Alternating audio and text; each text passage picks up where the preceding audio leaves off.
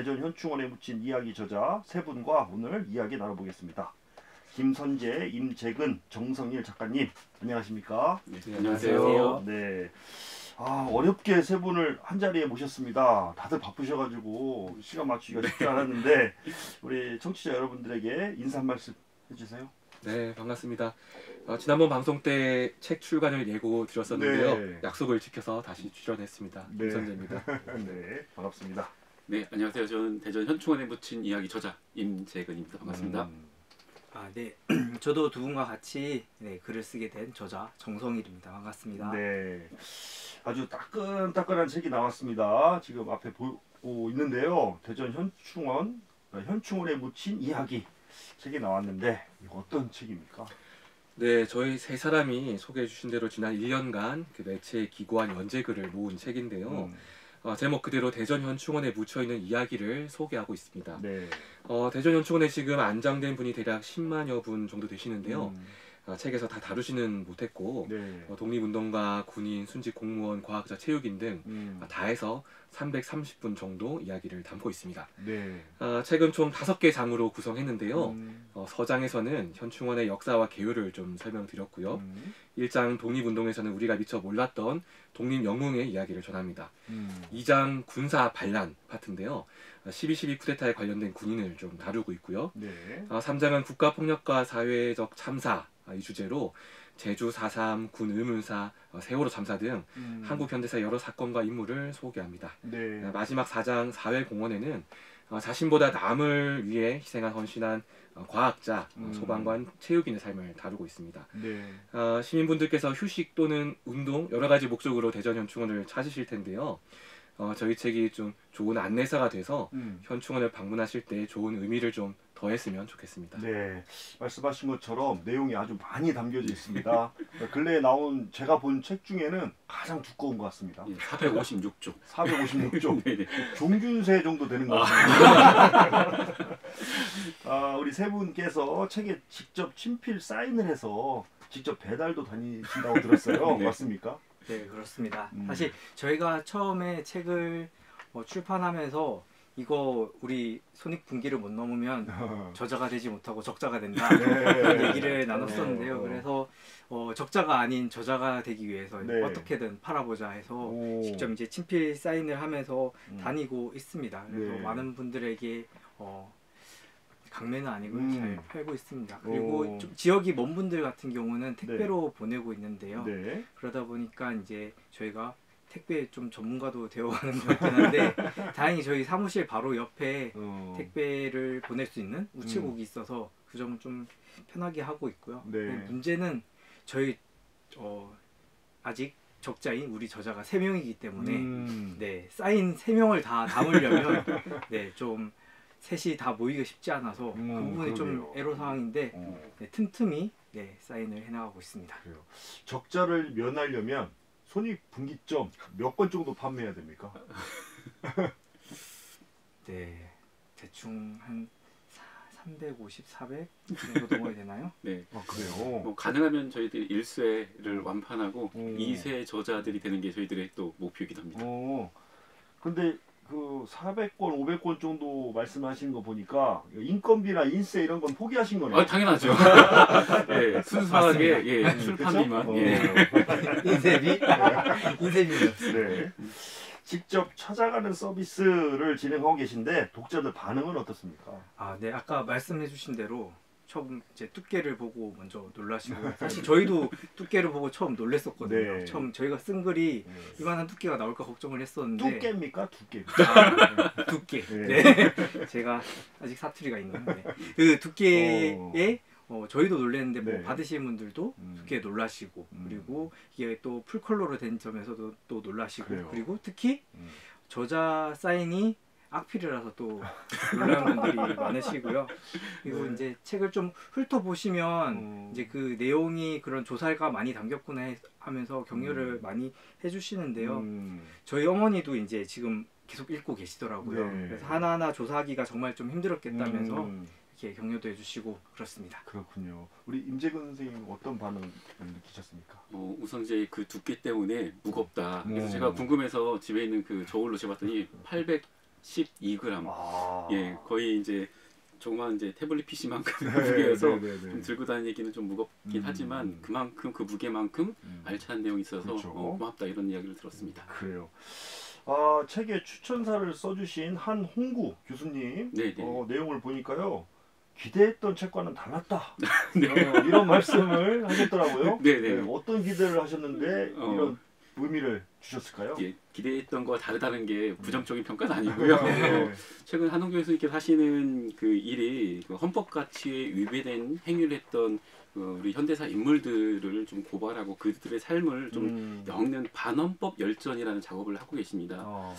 근데 그 반헌법 열전에 언급된 인물 중에서 대전충원에 안장된 사람들이 꽤 있거든요. 네. 한홍 교수님도 저희들이 이제 대전충원과 관련된 책을 쓴다고 하니까 그들의 삶을 조금 담은 책이 아닐까라고 조금 생각을 그래요. 하셨던 것 같아요. 근데 막상 저희들이 추천서를 부탁드리면서 원고를 전달해 드렸더니 그런 인물도 있지만 그렇지 않은 인물도 있어서 좀 처음에는 약간의 좀 놀라움이 있었다 그런 표현이었습니다. 그런 의미군요. 그러니까 반헌법적 인물, 뭐 친일을 했다던가, 네. 국가 폭력에 예, 연루됐다던가, 뭐 예. 독재 권력자라든가 네, 맞습니다. 그런 분들이 아니고, 뭐 독립운동가나 애국지사들 네, 이런 그다음에 뭐 의사상자라든지 뭐 순직 공무원분들 이런 사람들의 이야기도 저희들이 충실히 좀 담았거든요. 그래요. 말씀하신 것처럼 이게 부정적인 사례보다는 애국지사들이나 독립운동가들의 이야기를 담은 특별한 이유가 있습니까? 그러니까 처음에도 저희들이 국립묘지 대전충원을 이제 해설할 때는 그러한 부적절한 인물들을 좀 소개를 좀 많이 했던 편이에요. 네.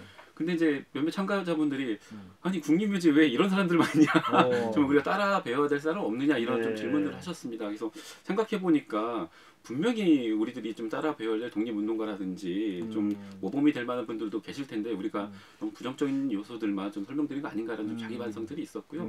그래서 이번 책을 엮는 데에는 좀 그런 뭐 반헌법 관련된 분들 그다음에 좀 이렇게 친일파들을 말고 좀 우리 국민들한테 좀 알릴 수 있는 그런 좀 호감 가는 인물들을 좀 많이 소개해보자라고 했습니다. 그래서 독립운동가라든지 그다음에 뭐 의사상자 그다음에 이제 뭐 체육인들 중에서 뭐 송기정 선수라든지 이런 사람들을 좀 찾으려고 좀 노력을 했어요. 그러다 보니까 해설하는 입장에서도 그리고 듣는 사람들 입장에서도 과거에는 약간 이제 부정적 감정들이 많이 생겼다라면 저희들이 조금 긍정적 메시지를 전달하려다 보니 듣는 분들도 마찬가지고 해설하는 저희들도 좀 약간 그 이제 긍정적 포지티브한 그런 좀 감정들이 생겨서 저희들이 좀 기분이 좀 많이 좋아졌습니다. 아 그렇군요. 송기정 선생님도 계십니까? 아 예 그렇습니다. 1936 베를린 올림픽 금메달리스트 송기정 선수도 예 사회공헌장 이렇게 안장돼 계십니다. 네.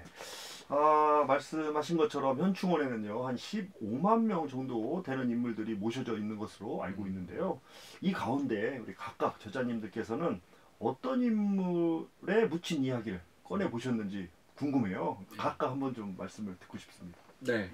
일단 저는 제 글은 1장, 3장, 4장에 실려 있거든요. 1, 3, 4. 네. 그걸 다 분석하셨어요? 네. 이상은 없더라고요.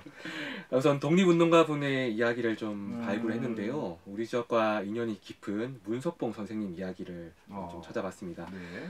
여러 차례 실패를 겪으면서도 결코 포기할 줄 몰랐던 의병장이셨는데요. 지금 유성구에 위치한 진잠현 현감도 지내셨고 을미 의병 당시 전국 최초로 거병하셨던 그런 분입니다. 또 홍범도 장군이야 워낙 유명한 분이신데 그분과 함께했던 동료분들이 많이 계셨거든요. 그러니까 뭐 홍범도 장군보다 좀 덜 알려지긴 하셨지만 공적은 그에 버금간다고 생각합니다. 네. 함께 목숨을 걸고 봉오동에서 싸우셨던 그분들의 이야기를 좀 추적하기도 했고요. 네. 또 제가 쓰면서 인상 깊었던 이야기는 대전 현충원에 안장된 군 의문사 희생자 분들과 민주화 운동 유공자 분들에 대한 이야기였는데요.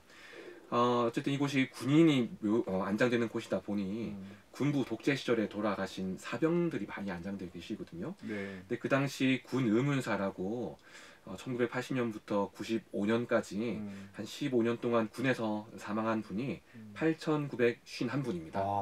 그렇게 많습니까? 맞아요, 많아요.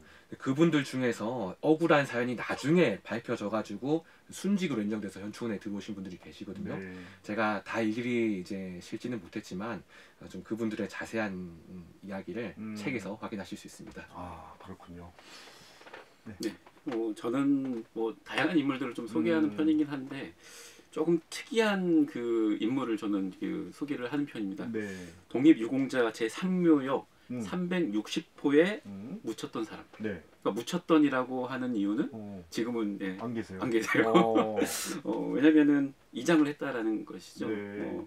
그러니까 독립운동에 나섰다가 공훈을 받아서 이제 국립묘지 안장에 이르긴 했지만 나중에 변절한 사실이 우리 역사가들의 이제 밝혀진 거예요. 조사에서 밝혀졌습니다. 그래서 소원이 박탈당한 인물인데요.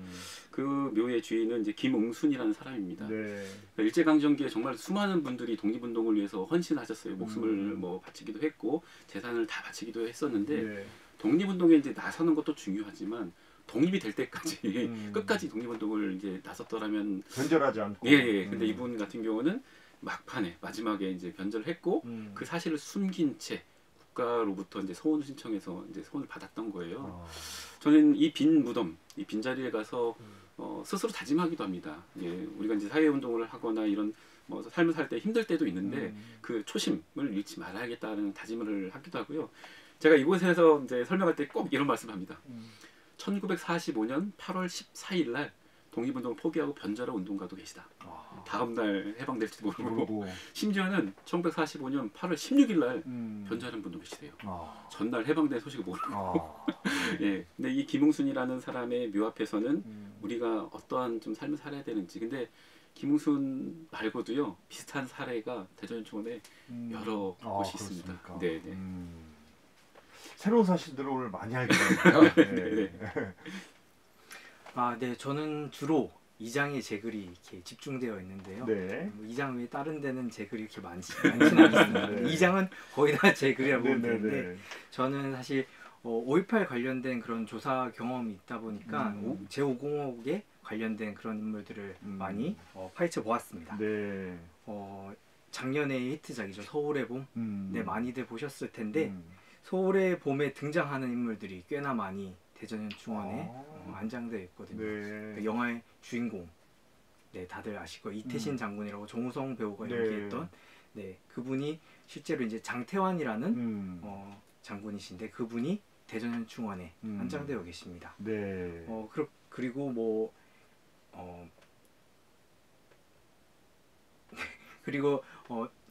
거기서 육군 본부에서 헌병감으로 계시던 김진기 장군, 그런 분들도 다 거기 계신데, 근데 그렇게 반란을 진압하고자 했던 그런 뭐 참군인들뿐만 아니라 사실 반란에 동조하고 반란에 합류했던 그런 인물들도 많이 있습니다. 그래요. 가장 충격적인 것은 장태환 장군 바로 옆자리에 그 당시 보안사령부의 보안처장으로 있던 사람이 장태환 장군을 도청을 하고 반란에 앞장섰던 인물이 바로 옆에 안장되어 있습니다. 그래서 그런 부분들을 해설할 때도 많이 이야기를 하는데 이번에 책에서도 그런 부분을 많이 다루려고 노력했고요. 그리고 뭐 대표적으로 대통령 묘역에는 지금 한 분만 안장되어 계시잖아요. 최규하 대통령 같은 경우도 그 시절에 대통령을 했던 그런 인물 중에 한 분이시죠. 그런 분들에 대한 이야기를 많이 파헤쳐 보았습니다. 그래요. 독립운동가 문석봉 선생님, 그리고 변절하신 김응순, 마지막 우리 장태환 장군까지 말씀해 주셨고요. 아까 반헌법적 인물이라고 말씀해 주셨는데 대전현충원에는 안타깝게도 친일, 반민족 행위자의 모욕도 존재하고 있죠. 맞습니다. 이미 여러 차례 문제 제기가 됐던 부분이긴 한데요.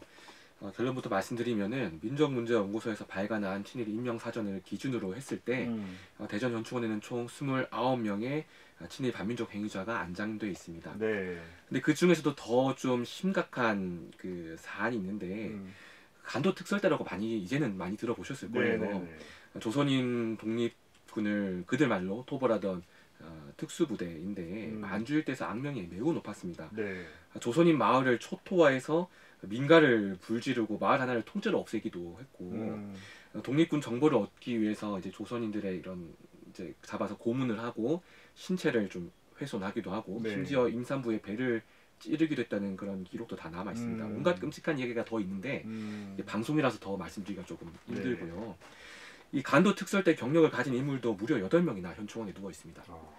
이게 참 대한민국의 현대사를 압축적으로 그대로 보여준다고 좀 생각하는데, 친일 경력을 가진 그 군 인사들이 일제강점기 이후 그대로 한국군 창군 과정에 흡수되는 그런 역사가 있거든요. 그 이후에는 되려 이제 주요한 직책을 맡으며 승승장구를 했고 대전현충원에는 그 국군의 자격으로 안장되어 있는 것이라서 그 이전에 친위 경력이 밝혀지고 뭐 만천하에 다 드러났다고 해도 배제할 수 없는 게 지금의 현실이거든요. 네. 이 현충원 한편에는 그래서 독립을 위해서 싸웠던 투사들이 계시고 또 다른 한편에는 그들 말로 토벌했던 친일파들이 같은 공간에 모셔져 있는 네. 참 아이러니하고 비극적인 상황이라 저는 생각합니다. 그래요. 뿐만 아니라요. 아까도 유사한 상황을 말씀해 주셨는데 친일 판사하고 그에게 재판받은 독립운동가가 한 60m 거리 안에 같이 존재하는 그런 아이러니한 상황도 있다고요. 네, 그 친일 판사 이제 민복기하고 독립운동가 이제 이초생 선생 이야기인데요. 네. 민복기 판사도 친일 임명사전에 이제 등재된 인물입니다. 네. 민복기 판사 해방 이후에 뭐 법무부 차관, 검찰총장을 거쳐서 이제 법무장관도 지냈고요. 그다음에 이제 그 제 5대 대법원장, 그다음에 제 6대까지 하면서 우리 대한민국사에서는 10년 2개월이라고는 최장기 대법원장을 지낸 인물이기도 합니다. 그 과정에서 뭐 인혁당 사건이라고 해서 1975년에 4월 8일 이제 사법산이라고 일으켰던 그 당시에 이제 대법원장이기도 했죠. 네. 근데 이제 민복기 판사가 처음 판사란 것은 일제 강점기였어요. 근데 이제 1939년 12월에 경성지방법원에 예비 판사로 임명됐는데 임명되자마자 맡았던 재판이 바로 독립운동가였던 이초생 지사의 재판이었어요. 근데 이제 뭐 민복희 판사는 생전에 자기는 뭐 독립운동가를 이렇게 뭐 재판한 적이 없다라고 이제 부인했지만 판결문에 민복기라는 이름이 그대로 적혀져 있는 판결문이 여러 개 발견이 돼요. 네. 이러한 이유로 친일 임명 사전에 이제 등재됐던 인물인데 이초생 선생 이제 나중에는 이제 이재상이라는 본명으로 안장되어 있긴 한데요. 이분이 네. 안장되어 있는 곳이 독립유공자 1-1묘역의 497번이에요. 그런데 민복희 판사는 사회공헌자묘역에 18호에 안장되어 있거든요. 근데 네. 대전현충원의 이 두 묘역이 참 공교롭게도 같은 위치에 조성됐습니다. 그러니까 독립유공자 1-1묘역 사이에 네. 위로 아래로 아래로. 사회공헌자묘역이 있는 거예요. 그러니까 외형적으로 보면 같은 묘역에 안장되어 있는 것처럼 보이는 거죠. 그래서 두 분의 제가 묘역을 이렇게 거리를 재봤더니 진짜 60m. 그러니까 일제강점기에 독립운동했던 사람과 실제 그 사람을 재판했던 친일 판사가 어떻게 국립묘지 그것도 같은 묘역처럼 보이는 곳에 60m를 거리에 두고 안장돼 있냐. 이게 정말 저도 그 현장을 답사하고 정말 충격적이었습니다. 그러니까 예를 들면은 네네. 뭐 연도별로 해서 그렇다든지 아니면 네. 뭐 이름별로 하다 보니 그렇다든지 네. 뭐 아니면 사후에라도 화해를 하라는 의미인 건지 뭐 어떤 왜 그런 겁니까? 그러니까 우연의 일치죠. 그러니까 사회공헌자 묘역과 독립유공자 1-1묘역이 같은 공간에 조성된 것도 우연이 있고요. 근데 국립묘지에 안장되는 순서는 따로 이제 순서가 어떤 순서냐면 죽는 순서 또는 이장되는 순서이다 보니까 공교롭게도 이분들의 묘의 위치가 60m로 이제 조성이 된 거죠. 그래요. 바로 잡아야 할 부분도 있고요. 또 새롭게 알려지고 조명받아야 할 인물들도 정말 많습니다. 그런 부분들을 좀 알리기 위해서 한자 한자 이제 꾹꾹 눌러서 담은 책이라고 생각이 드는데 대전 현충원에 붙인 이야기 꼭 구매해서 읽어줬으면 하는 분들이 있다면 누굴까요? 아, 네. 앞서서 이제 그런 문제점을 많이 지금 현충원의 문제점을 많이 알려주셨는데요. 네. 뭐 제가 말씀드린 장태환 장군 그 옆에 반란군이 함께 있는 것도 이런 문제가 있죠. 그래서 이런 문제를 해결하기 위해서는 국립묘지법이 개정이 되어야 합니다. 계속 매번 발의만 되고 개정이 이루어지지 못하고 있는데요.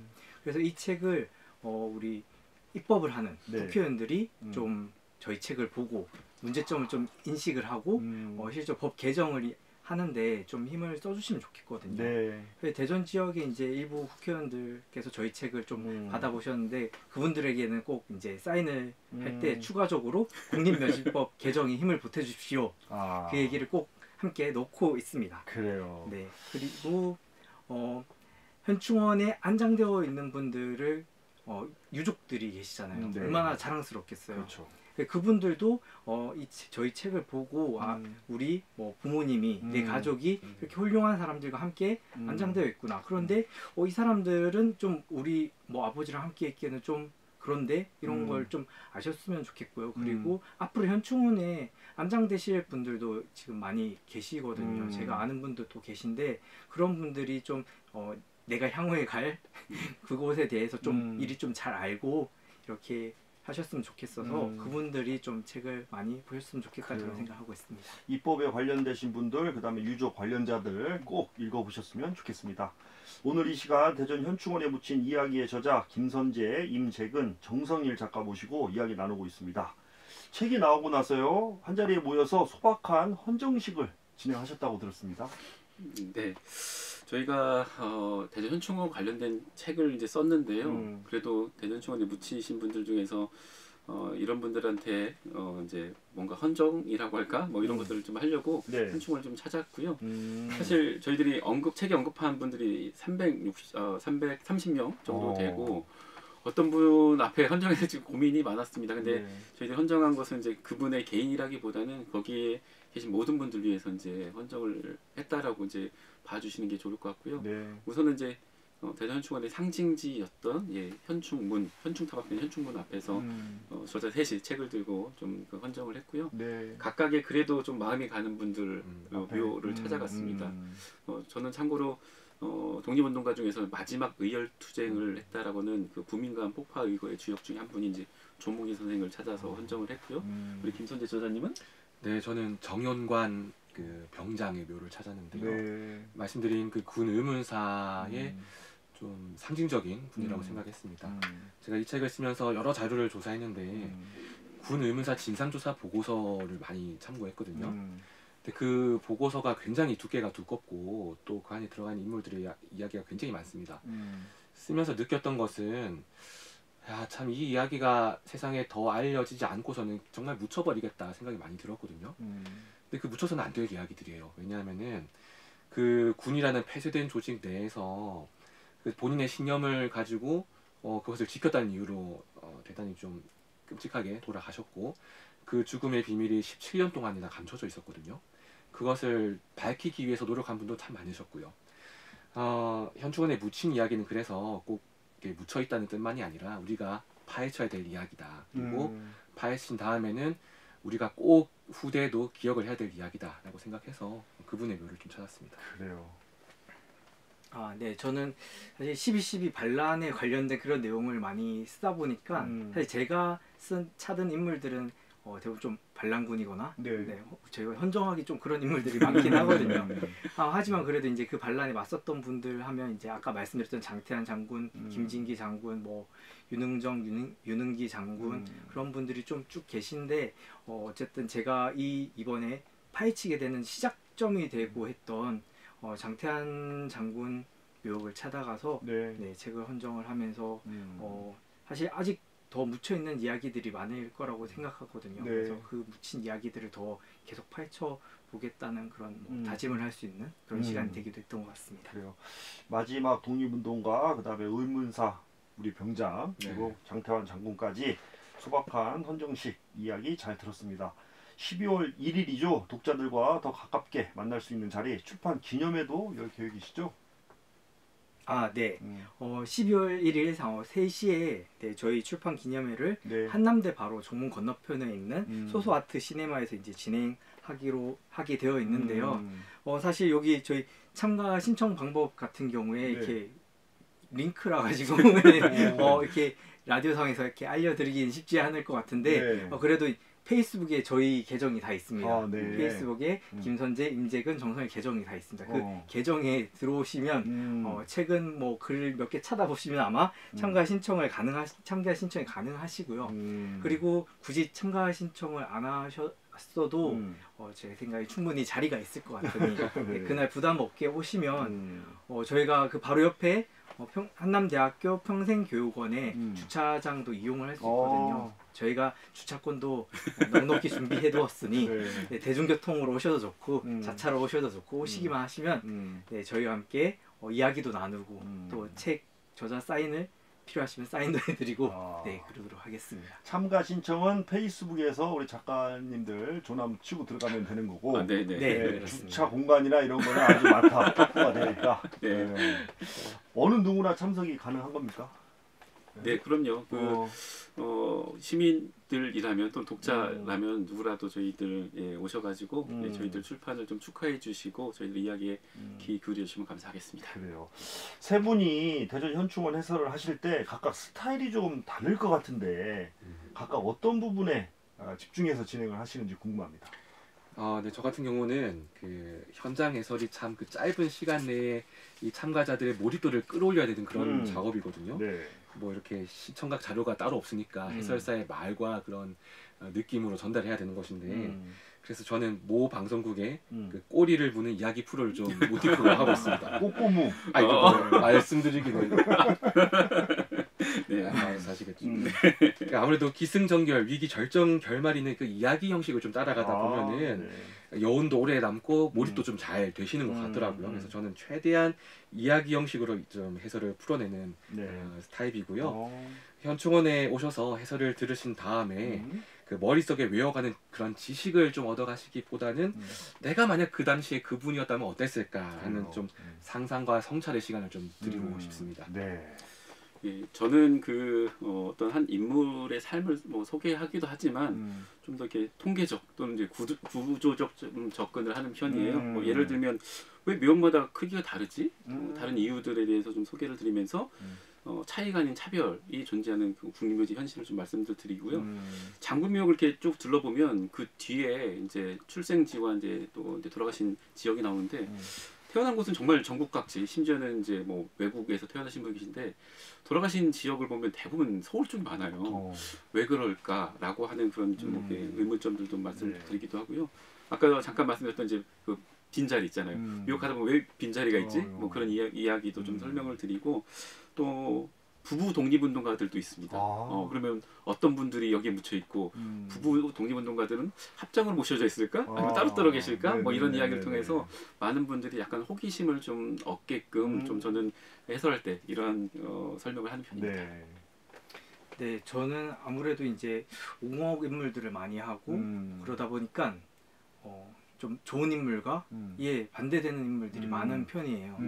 그래서 이제 좋은 인물에 대해서 그런 훌륭한 점이나 그리고 뭐 혹은 자신의 그런 뜻을 지키다가 그런 억울하거나 부당하거나 이랬던 비극적인 그런 상황을 설명을 하다가 그런데 하고 이랬던 인물이 바로 이 옆자리에 있습니다. 혹은 바로 뒷자리에 있습니다. 이건 좀 반전을 꾀하는 그런 식으로 해설을 많이 진행하려고 합니다. 그런 분들이 굉장히 많거든요. 그러니까 각자 스타일이 이제 명확합니다. 김선재 작가님은 이제 내가 그 당시 당사자였다면, 그리고 이제 임재근 작가님은 묘의 차이와 차별성에 대해서 부각시키시는 거고, 우리 정성일 작가님께서는 좋은 분과 나쁜 분에 대한 반전 말씀하시는데, 이 책이 출간된 계기로 해설 문의가 이제 막 쇄도할 것 같아요. 네, 어떻습니까? 그랬으면 좋겠고요. 아니 방송을 우리 듣고 계신 청취자분들 가운데 만약 해설을 듣고 싶다 하면 어떻게 해야 되는 겁니까? 네, 일단 저희 저자가 함께하는 해설을 원하신다면은 그 임재근, 정성일 두 분이 소속된 곳은 그 평화통일교육문화센터라는 곳이거든요. 그 SNS나 포털에 찾으시면 아마 나올 겁니다. 아까 말씀드렸던 페이스북, SNS 하시면은 평화통일교육문화센터를 통해서 하시면 이 두 분과 접촉하실 수가 있고 저는 최근에 현충원 평화해설단이라는 단체를 여러 선생님들, 해설사 선생님들과 함께 같이 만들었거든요. 해설을 원하시면은 유성구 자원봉사센터로 연락하셔서 현충원 본론 투어를 신청하시면 됩니다.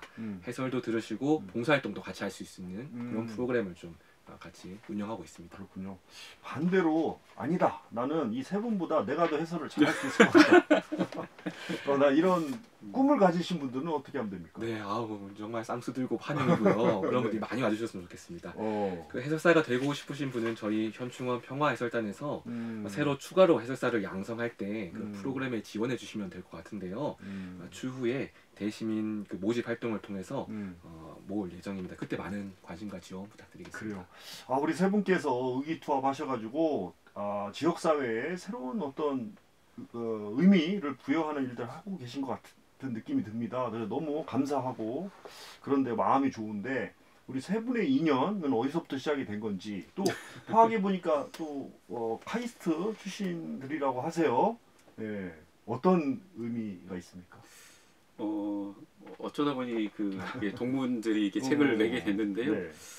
이 저자 셋 중에서 제가 가장 나이가 많아요. 네. 예, 최고령입니다. 얼핏 봐도 그럴 것 같아요. 네네네. 목소리만 들어도 알 수 있는데요. 저도 이제 학교 다닐 때 뭐 학생회라든지 동아리 활동을 통해서 좀 사회 문제에 대해서 많은 관심을 좀 가졌습니다. 그러다 보니까 이제 졸업 이후에는 아예 이제 진로를 바꿔서 이제 평화통일 교육을 이제 맞는 그런 활동들을 좀 연구나 이런 활동들을 이제 하게 되었어요. 근데 이제 이 두 분은 저랑은 이제 학교 다닐 때 만난 적은 없지만 네. 나중에 이제 알고 보니 이제 두 분도 이런 사회 문제에 좀 관심을 좀 많이 갖고 계셨고 이후에 이제 졸업하면서도 저랑 좀 비슷한 길을 좀 걷게 됐다고 들었습니다. 그래서 정확하게 기억은 나지 않지만 언제 어떻게 만났는지 기억은 나지 않지만 자연스럽게 지역에서 이제 활동하면서 이제 알게 됐고요. 두 분은 나이가 이제 동갑이고 같은 시기에 또 학교를 이제 다니셨다고 합니다. 그래서 두 분은 서로 좀 말씀 한번 해보시죠. 제가 나이는 같은데 학교를 1년 좀 먼저 왔었는데 제가 2학년이 될 때 여기 김선재 작가가 신입생으로 이렇게 왔습니다. 그래서 네, 요즘인지 모르겠는데 세터라고 하죠. 세터. 네, 그때 이제 선배와 후배로 만나서 지금까지 근 20년, 2년이 지금까지 이어져 오고 있습니다. 과도 같은 과 아닌가요? 네, 그래서 과도 제가 살짝 꼬신 것 같긴 한데 저희 기계공학과를 나왔는데 가까운 곳이 좋다. 네, 또 맞습니다. 알겠습니다. 그 이야기를 나누다 보니까요 시간이 다 되어 가는데요.